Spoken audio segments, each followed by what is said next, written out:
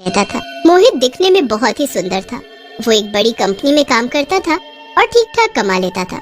मोहित की ख्वाहिश थी कि उसकी शादी किसी अमीर लड़की से हो और वो करोड़पति बन जाए। एक दिन मोहित की मुलाकात एक लड़की से होती है।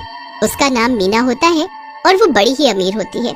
मीना एक बहुत बड़े घर में अकेली रहती है और करोड़ों की मालकिन होती है। उसके माँ बाप सालों पहले ही मर चुके होते हैं और उसका कोई भाई बहन भी नहीं होता। मोहित बस फिर उस लड़की के पीछे पड़ जाता है और उसे शादी के लिए पूछता है। मीना शादी के लिए हाँ कर देती है, पर उसकी एक शर्त होती है। मैं शादी के लिए राजी हूँ, बस तुमको मेरे साथ मेरे घर में रहना होगा। पर मेरे माँ बाप इसके लिए नहीं मानेंगे। ठीक है, फिर तुम कोई और लड़की देख लो। मैं तुम्हारे साथ तुम्हारे घर में रहने को तैयार हूँ। मोहित सारी बात अपने माँ बाप को जाकर बताता है तो वो इस शादी के लिए नहीं मानते। पता नहीं कौन क्या लड़की है, तो इन चक्करों में मत पड़ और हमारे पास जितना है उसमें हम खुश हैं। मोहित की माँ बड़ा गुस्सा होती है, पर मोहित लालच में इतना पागल हो रहा होता है कि उसे कोई फर्क ही नहीं पड़ता। वो जिद करके ये शादी कर ही लेता है और अपने माँ बाप को छोड़कर मीना के साथ उसके घर में रहने आ जाता है। मोहित का उस घर में पहला दिन होता है। वो काफी अजीब पर काफी खुश भी महसूस कर रहा होता है। पहले तो वो अच्छे से पूरा घर और गाड़ियाँ और एक एक चीज देखता है। उसके बाद वो अपने कमरे में जाता है जहाँ मीना दुल्हन के जोड़े में उसका इंतजार कर रही होती है। मोहित उसके पास जाकर बैठता है और उसका घूंघट उठाता है। घूंघट उठाते ही मोहित जोर से चिल्लाता है। दरअसल घूंघट में वो एक भयानक शक्ल की चुड़ैल को देख लेता है। चुड़ैल! मेरी मीना कहाँ है? कहाँ है मीना? मैं ही तो मीना हूँ, क्या तुमने मुझे पहचाना नहीं? देखो, ध्यान से देखो। मेरे पास आओ, आओ पास आकर देखो। नहीं, ऐसा नहीं हो सकता। मैं ये कहाँ फंस गया? मैं यहाँ से जा रहा हूँ। जा रहे हो? कहाँ जा रहे हो? अब तुम मेरी मर्जी के बिना यहाँ से एक कदम भी बाहर नहीं रख सकते। अब तुम मेरे नौकर हो, नौकर। अब मैं तुमसे जो बोलूंगी तुमको वही करना पड़ेगा। नहीं नहीं नहीं, ऐसा नहीं हो सकता। मुझे अपने माँ बाबूजी के पास जाना है। अब तो तू उनको भूल जा। अब तू कभी इस जन्म में तो उनसे नहीं मिल पाएगा। चल अब मेरी सेवा में लग जा, मुझे बहुत भूख लगी है। चल जल्दी से जाकर मेरे लिए बढ़िया सा चिकन बना कर ला। चिकन? नहीं नहीं, मैं तो शाकाहारी हूँ। मैं चिकन को हाथ भी नहीं लगाता। अच्छा, फिर तो और मजा आएगा। चल अब जा और जल्दी से चिकन लेकर आ, वरना मैं तुझे पकाकर खा जाऊंगी। मोहित बहुत डर जाता है और रसोई में जाकर चिकन बनाने लगता है। मोहित के लिए बड़ा मुश्किल होता है, पर वो जैसे तैसे चुड़ैल के लिए चिकन बनाकर उसको लेकर देता है। चुड़ैल बड़े मजे से चिकन खाने लगती है। वो जरा सी देर में ढेर सारा चिकन खत्म कर देती है और फिर उसके बाद वो फिर से मोहित की तरफ मुस्कुरा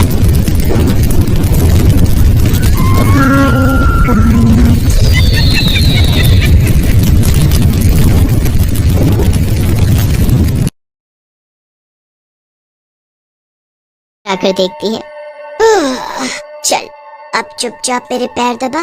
क्या? समझ नहीं आया क्या मैंने क्या बोला? हाँ हाँ, अभी दबाता हूँ। मोहित चुड़ैल के पैर दबाने लगता है। चुड़ैल बड़े मजे से सो जाती है। अब मोहित सोचने लगता है कि ये वहाँ से भागने का बढ़िया मौका है। वो जल्दी से खड़ा होता है और धीरे से उस कमरे से निकल जाता है। फिर वो भागता हुआ मेन गेट तक पहुँच जाता है। मोहित जल्दी से कुंडी खोलता है और दरवाजा खोलकर भागने ही लगता है कि चुड़ैल उसके सामने आ खड़ी होती है। मुझसे बचकर भाग रहा था? तुझे क्या लगा मुझे पता नहीं चलेगा? लगता है तू भूल गया है कि मैं एक चुड़ैल हूँ। तेरी पल पल की खबर मुझे है, इसलिए कुछ भी करने से पहले 100 बार सोच लेना, समझा? वरना अपनी जान से हाथ धो बैठेगा। मुझसे गलती हो गई, अब मैं ऐसा नहीं करूँगा। मुझे माफ कर दो। जल्दी समझ गया, ये तेरे लिए अच्छा है। उसके बाद मोहित घर के अंदर वापस चला जाता है और एक कोने में बैठे बैठे सो जाता है। अगली सुबह जब मोहित सो ही रहा होता है तो चुड़ैल उसके मुंह पर एक बाल्टी पानी फेंक कर मारती है। कौन है? कौन है? अभी तक सोया पड़ा है, जल्दी उठ और काम पर लग जा। पूरे घर की सफाई कर और सारे बगीचे को भी अच्छे से साफ कर दियो, पर उससे पहले मुझे बढ़िया सा नाश्ता चाहिए, समझा? मोहित पहले चुड़ैल के लिए नाश्ता बनाता है, फिर उसके बाद घर की सफाई में लग जाता है। पूरा दिन घर के काम करके मोहित का बुरा हाल हो जाता है। उसे बहुत भूख भी लगी होती है, इसीलिए वो रसोई में जाकर कुछ खाने लगता है। तभी चुड़ैल वहाँ पर आकर खड़ी हो जाती है और उसके हाथ से खाना छीन लेती है। पहले जाकर मेरे सारे कपड़े धो, फिर खाने के बारे में सोचना। मोहित चुड़ैल के कपड़े धोने जाता है और इतने ढेर सारे कपड़े देखकर उसका रोना ही छूट जाता है। इतने सारे कपड़े, हे भगवान, मैं ये कैसे धोऊंगा? मुझ में जरा भी जान नहीं बची। मैं ये कहाँ आकर फंस गया? मैंने क्यों इससे शादी कर ली? मैं कब यहाँ से निकल पाऊंगा? कब यहाँ से निकल पाऊंगा?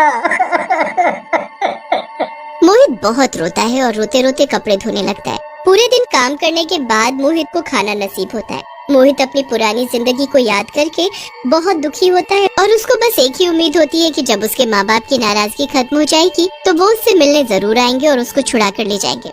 मोहित ऐसे ही चुड़ैल के सारे काम करता रहता है। चुड़ैल उससे ज्यादा काम करवाती और जरा भी आराम नहीं करने देती थी। ऐसे ही काम करते करते बहुत दिन निकल जाते हैं। एक दिन मोहित के पिताजी मोहित को फोन करते हैं, पर मोहित का फोन चुड़ैल के पास होता है और वो मोहित की आवाज में बात करने लगती है।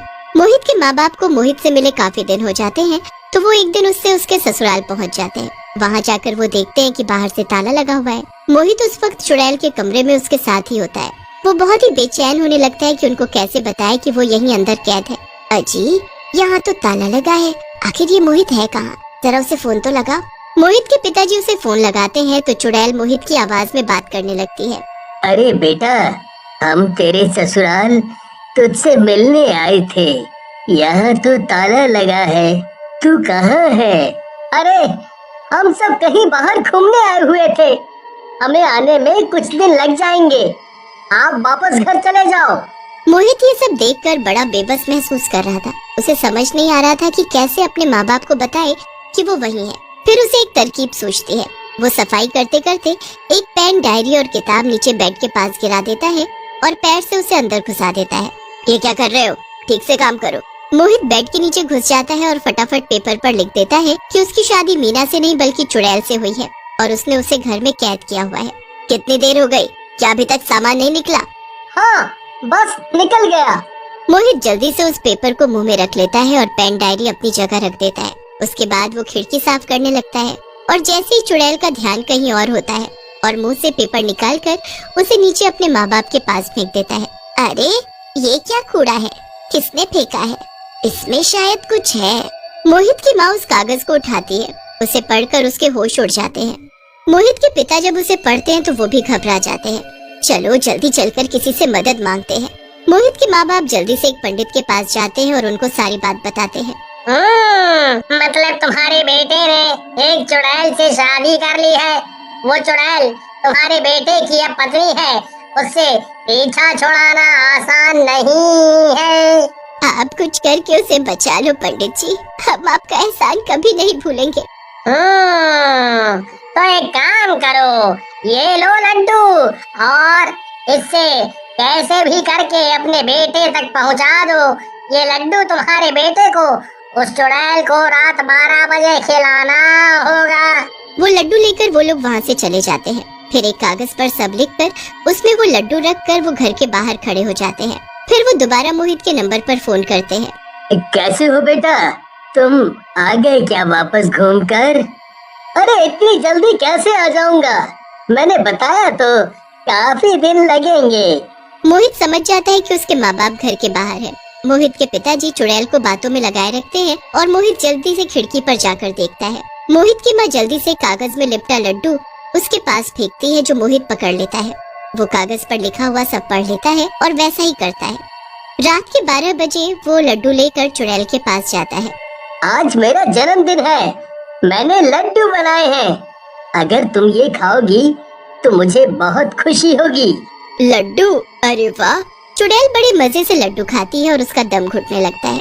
उसके हाथ पैर काम करना बंद कर देते हैं। ये तूने मुझे क्या खिला दिया? क्या मिलाया था इसमें? चुड़ैल चीखती चिल्लाती रह जाती है और तड़प तड़प कर जमीन में गिर जाती है। उसके बाद वो वहाँ से गायब हो जाती है। मोहित जल्दी से नीचे भागता है और दरवाजा खोलकर अपने माँ बाप के गले लगकर खूब रोता है। मैंने तुझे कितना समझाया था, मत पड़ ऐसी लड़की के चक्कर पे जिसे तू जानता तक नहीं, और ऊपर से तेरा लालच। कहते हैं ना, लालच बुरी बला है। शायद आज तुझे समझ आ गया होगा। हाँ माँ, बहुत अच्छे से।